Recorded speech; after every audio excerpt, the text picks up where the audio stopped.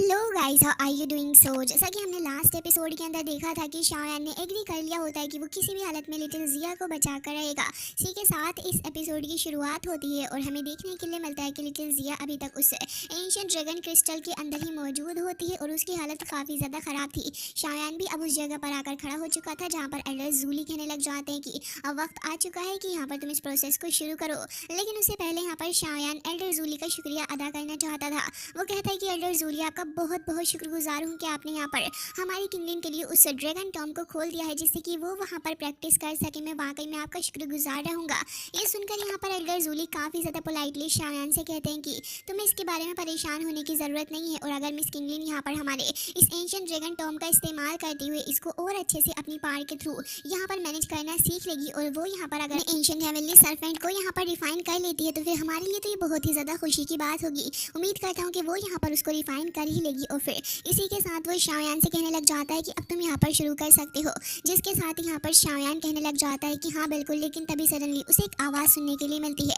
वो यहाँ पर स्काई की तरफ को देखने लग जाता है। इस आवाज़ से शायान फेमिलियर था और हमें दिखाया जाता है कि यहाँ पर एल्डर हेकिन आता है और इसी के साथ यहाँ पर एल्डर ताइजान भी आ जाता है। अब जैसे ही शायान की नज़र पड़ती है ताइजान के ऊपर तो फिर ये देखकर तो शायान एक बहुत ही ज़्यादा बड़े शौक में चला गया था, क्योंकि उसे याद है कि शायान को बचाने के चक्कर में और सारे के सारे लोगों को बचाने के चक्कर में एल्डर ताइजान ने अपनी जान पिछली बार दे दी थी। तो फिर अब वो यहाँ पर कैसे खड़े हैं? शायान कहता है कि एल्डर आयरन सोर्ड, आखिर आप यहाँ पर कैसे खड़े हुए हो?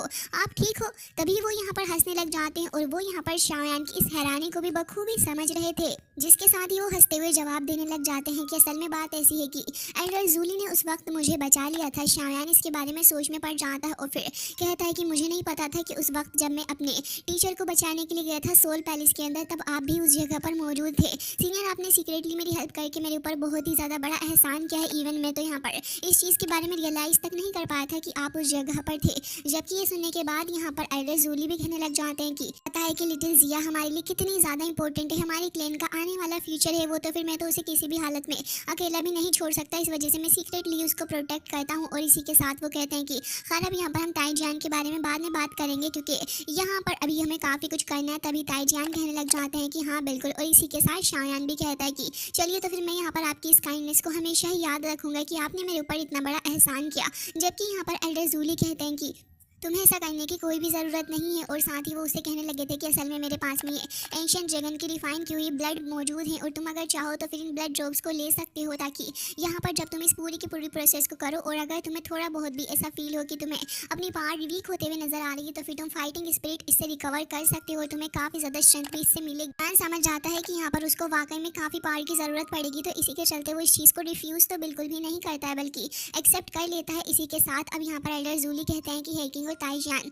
तुम दोनों ये काम करो कि यहाँ पर आसपास के एरिया के अंदर बहुत ही ज़्यादा स्ट्रॉन्ग तरीके से गार्ड करने लगो, क्योंकि मैं नहीं चाहता हूँ कि यहाँ पर इस प्रोसीजर के अंदर किसी भी तरीके से फेयर करे। तभी यहाँ पर हेकिन समझ गया था कि यहाँ पर एल्डर काफ़ी ज़्यादा सीरियस है इस चीज़ के बारे में।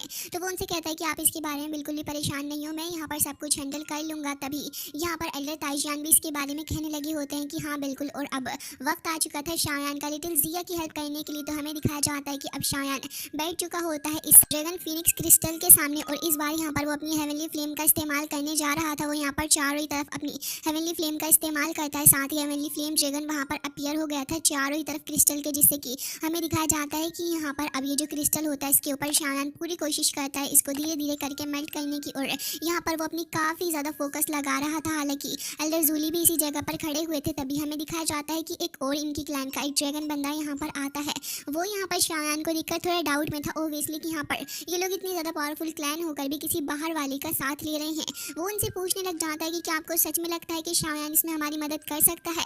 तभी यहाँ पर एल्डर जूली कहने लग जाते हैं कि बिल्कुल, इस लड़के का एक बहुत ज़्यादा स्ट्रॉन्ग कैरेक्टर है और मुझे लगता है कि हम इसके ऊपर बिल्कुल ट्रस्ट कर सकते हैं, क्योंकि ये बंदा कोई नॉर्मल तो है ही नहीं। और साथ ही कहते हैं कि इसके बारे में कुछ तो ऐसी खास बात है जो कि जिया ने इसको चूज़ किया होगा। जबकि सेकंड एल्डर अभी भी इसके बारे में डरा हुआ था और कहने लग जाता है कि आपको तो पता ही है कि हमारा ये जो डोंगलोंग आइसलैंड है हमारे लिए कितना ज़्यादा इंपॉर्टेंट है और अगर जिया को कुछ भी हुआ तो फिर हम यहाँ पर अपने आइसलैंड को किस तरीके से बचाएंगे। जिया का किसी भी तरीके से किसी ट्रबल के अंदर आना हमारी पूरी की पूरी क्लैन का ट्रबल के अंदर आना है। और मुझे लगता है कि यहाँ पर हमारा ये जो अपनी ड्रैगन क्लैन को पूरे तरीके से यूनिफाई करने का सपना है वो भी अधूरा रह जाएगा अगर जिया कोमा के अंदर चली गई तो। और फिर कहने लग जाते हैं कि लग रहा है कि यहाँ पर जिया ने इस लड़के को चूज़ करके ठीक भी किया है या फिर नहीं, मैं इसके बारे में नहीं श्योर ज़रूर हूँ। जबकि यहाँ पर एल्डर जूली इस चीज़ को मेक श्योर करते हुए उन्हें भरोसा दिलाते हैं कि तुम्हें इसके बारे में परेशान होने की ज़रूरत नहीं है। मुझे पता वाकई में थोड़ी नटखट है, लेकिन इसका मतलब ये तो नहीं है कि यहाँ पर वो अपनी जान के साथ में रिस्क लेगी। और अगर उसने यहाँ पर अपने शायान को रिकमेंड किया है तो डेफिनेटली उसने कुछ सोच समझ कर ही शायान को रिकमेंड किया होगा। अदरवाइज वो यहाँ पर अपनी जान के साथ तो कभी भी रिस्क नहीं लेगी। जिसके साथ ही वो उसे बताने लग जाते हैं कि मुझे लगता है कि अगर यहाँ पर एक बार जिया हमारी ड्रैगन एम्परर बन गई तो फिर उसके बाद हम अपनी पूरी की पूरी क्लैन को यूनिफाई करेंगे वापस से। और मुझे लगता है कि हमारी पूरी ब्लड लाइन के अंदर सिर्फ जिया ही इकलौती ऐसी है जिसकी सबसे ज़्यादा पावर यहाँ पर निखर कर आ सकती है। और वो बस अब इंतज़ार ही कर सकते थे जिया के इस प्रोसेस के कंप्लीट होने का। हालांकि हमें दिखाया जाता है दूसरी तरफ स्पेस के अंदर काफ़ी ज़्यादा तेज़ी के साथ में 2 शिप आगे बढ़ रही होती हैं। उसके अंदर काफ़ी ज़्यादा खतरनाक लेवल पे गार्ड्स भी मौजूद होते हैं और ऐसा लग रहा था कि ये लोग पूरी की पूरी जंग की तैयारी करके आए हुए हैं अपने खुद के साथ में। जिसके साथ ही अब ये सीन कट होता है जबकि दूसरी तरफ जिया को देखते हैं जहाँ पर शायान को काफ़ी ज़्यादा टाइम हो चुका होता है और यहाँ पर अभी तक वो यहाँ पर बिना सिंगल ब्रेक लिए हुए लगातार अपनी हेवनली फ्लेम का यूज़ करता जा रहा होता है। इवन एल्डर ताइजान भी इस चीज़ को देखकर बहुत ही ज़्यादा हैरान थे कि आखिर ये चल कर आए, क्या सच में ये लड़का इतना ज़्यादा डेडिकेटेड हो सकता है। किसी को भी इसके बारे में विश्वास नहीं हो रहा था, लेकिन असल में अब सब कुछ शायान के ऊपर ही डिपेंड करता था। जिसके साथ ही अब बस वो शायान का फेस ही देख रहे थे और बस होप करते हैं कि बस शायान यहाँ पर चीज़ों को हैंडल कर ले। अब ऐसे ही करते हुए मंथ्स निकल गए थे और हमें दिखाया जाता है कि यहाँ पर ये जो क्रिस्टल होता है धीरे धीरे करके अब वो मेल्ट होना शुरू हो गया था, जो कि सभी के लिए एक बहुत ही ज़्यादा खुशी की बात थी। सभी लोग जितने भी यहाँ पर मौजूद थे ये देखकर बहुत ही ज़्यादा खुश होने लग जाते हैं और फिर कह रहे थे कि ये तो वाकई में होने लगा है। सभी की आंखों के अंदर हमें खुशी नजर आ रही थी, जबकि यहाँ पर जो एल्डर्स होते हैं उन्हें शायान के ऊपर बहुत ही ज़्यादा प्राउड फील हो रहा था और कहने लग जाते हैं कि पूरे महीने से शायान यहाँ पर ऐसे ही बैठा हुआ है और मैं तो ये देखकर हैरान हूँ कि अभी तक न ये सोया है न इसने कुछ और काम किया, फिर भी यहाँ पर ये फाइटिंग स्पिरिट को इतनी आराम से कैसे अभी तक कंट्रोल कर पा रहा है। वाकई में ये चीज़ इसके बारे में बहुत ही ज़्यादा हैरानी करने वाली है। हालांकि तभी दिखाया जाता है कि एल्डर जूली भी उस जगह पर आ जाते हैं और अब वो कहने लगे थे कि वाकई में ये लड़का फ्यूचर के अंदर जाकर बहुत ही ज़्यादा बटल कर लेगा और मुझे इसके ऊपर पूरा भरोसा है। और जिसी के साथ यहाँ पर उन्हें अपनी लिटिल जिया को देखकर भी बहुत ही ज़्यादा खुशी हो रही थी कि वो यहाँ पर ठीक होने वाली है। साथ ही यहाँ पर वो कहते हैं कि वाकई में अपना शाओशान बहुत ही ज़्यादा लकी है कि यहाँ पर उसे इस तरीके का डिसेंडेंट मिला है। और यहाँ पर वो याओ चेन के बारे में भी कह रहे थे। हालांकि इसी वक्त यहाँ पर एल्डर ताइजान कुछ तो फील करते हैं। असल में यहाँ पर स्काई जो था वो सडनली काफ़ी ज़्यादा बुरे तरीके से शेक कर रहा था और सभी समझ जाते हैं कि अब तो यहाँ पर एक बहुत ही ज़्यादा बड़ी अनहोनी होने वाली है, जिसके बारे में इन सभी को डर था। जिसके साथ ही अब एल्डर जूली कहते हैं कि आइकिन और आयरन सोल दोनों ही यहाँ से जाओ और यहाँ पर देखो कि आखिर क्या चल रहा है। वो तुरंत ही सबसे पहले यहाँ पर आते हैं अपने शायान और साथ ही लिटिल जिया के पास में, जहाँ पर शायान इस प्रोसेस को कर रहा था। वो चारों ही तरफ यहाँ पर एक गोल्डन बैरियर सा लगा देते हैं, जिससे कि अब यहाँ पर शायान को तो एटलीस्ट कोई भी कुछ भी नहीं करे और वो जगह वहाँ से डिसअपियर हो जाती है। जबकि दूसरी तरफ हमें दिखाया जाता है कि स्याशा और साथ ही किंगयान यहाँ पर आ चुके होते हैं, जबकि यहाँ पर काफ़ी ज़्यादा बड़े बड़े क्रैक्स ओपन हो चुके थे जिसके अंदर से इन लोगों की शिप्स एंटर कर रही होती हैं और काफ़ी ज़्यादा खतरनाक लेवल पे ये लोग अपनी एंट्री मारते हैं, जहाँ पर बहुत ही ज़्यादा लोग मौजूद थे। जबकि ऐसा लग रहा होता है कि ये लोग पूरे ही तरीके से यहाँ पर आए हुए हैं इस बार अपने ड्रैगन क्लैन को पूरे तरीके से ख़त्म करके इसको अपने हिस्से का एक पार्ट बनाने के लिए। जिसके साथ ही मानियन भी वहाँ पर एंट्री करता है और वो भी यहाँ पर काफ़ी ज़्यादा प्राउडली खड़ा हुआ था। जबकि हमें दिखाया जाता है कि मानियन के जितने भी टीममेट्स थे वो भी उसी जगह पर आ गए थे और अब यहाँ पर ये तीनों ही लोग जो हैं वो सभी के सभी अब फाइट करेंगे। और साथ ही हमें दिखाया जाता है कि एल्डर जूली और उनके साइड के भी यहाँ पर खड़े हुए थे और वो गुस्से से कहते हैं कि तुम लोगों की इतनी हिम्मत भी कैसे हुई कि तुम यहाँ पर हमारे डोंगलोंग आइसलैंड के ऊपर हमला करने के लिए आ चुके हो। हालांकि सब कुछ देखने के बाद तो यहाँ पर किंगन कहने लग जाता है कि बिल्कुल, और वैसे भी हमें यहाँ पर तुमसे बिल्कुल भी डर नहीं लगता है। हम लोग यहाँ पर आए हैं क्योंकि असल में हमें अपना काम पूरा करना है, हमारा मकसद पूरा करना है, जिसके चलते हम लोग इस जगह पर विजिट करने के लिए आए थे। खैर यहाँ पर मुझे ऐसा लग रहा है कि तुम सारे के सारे इसके बारे में काफ़ी ज़्यादा अनग्रेटफुल हो रहे हो। तभी यहाँ पर एल्डर जूली बहुत ही ज़्यादा गुस्से से इसकी शक्ल को देख रहे थे, क्योंकि उन्हें इसके इंटेंशन बिल्कुल ही साफ पता होते हैं।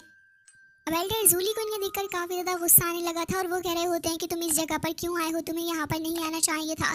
हालांकि तभी यहाँ पर अब ये बंदा मानियन कहने लग जाता है कि हमें तो बस यहाँ पर अपनी एंशिएंट ड्रैगन की ब्लड लाइन चाहिए, तुम उस लड़की को हमारे हवाले कर दो, फिर हम इस जगह से चले जाएंगे और तुम्हारे इस डोंगलोंग आइसलैंड को कुछ भी नहीं करेंगे। जिसके साथ ही यहाँ पर अब ये चीज़ के लिए तो बिल्कुल भी एल्डर जूली नहीं मान रहे थे और ये देखते हुए वो तुरंत ही कहता है कि अब अगर तुम मान ही नहीं रहे हो तो फिर चलो वॉर करते हैं। हालांकि यहाँ पर ये पहले से ही बैटल के लिए तैयारी करके आया ही हुआ था और साथ फाइट करना ही होता। तभी यहाँ पर वो जूली के साइड वाला बंदा कहने लग जाता है कि हम यहाँ पर अपने ताइशू एंशिएंट ड्रैगन क्लैन को यूनिफाइड करना चाहते हैं और अच्छा ही होगा कि तुम यहाँ पर फालतू की हमारे लिए चीज़ें क्रिएट ना करो। करो। लेकिन ये सब कुछ सुनने के बाद शाचा कह रहा होता है कि अब लग रहा है कि यहाँ पर तुम लोग हमें नेगोशिएशन के लिए बिल्कुल भी अलाउ नहीं कर रहे हो, तो फिर चलो हम यहाँ पर 1 मिनट का भी इंतजार नहीं करेंगे बैटल शुरू करने के लिए। और कहता है कि वैसे भी हमारे पास वक्त निकलता जा रहा है, और मानियन की तरफ को इशारा करता है। तो फिर मानियन तो तुरंत ही यहाँ पर अपनी आर्मी को आगे बढ़ाता है अटैक करने के लिए। जबकि जैसे ये सारी आर्मी आगे आ रही तो फिर एल्डर जूली भी अपने लोगों से कहते हैं कि जाओ आगे बढ़ो। और फिर सभी यहाँ पर एक दूसरे से टकरा जाते हैं। सारे वॉरियर्स एक दूसरे के साथ में फाइट कर रहे थे, जबकि हमें दिखाया जाता है कि यहाँ पर एक तरफ से आ चुका होता है शाचा, जिसकी फाइट यहाँ पर उसी ड्रैगन के साथ में चल रही थी, जो कि काफ़ी ज़्यादा खतरनाक लेवल पे यहाँ पर इसे सबक सिखा रहा होता है। हालांकि शाचा भी कुछ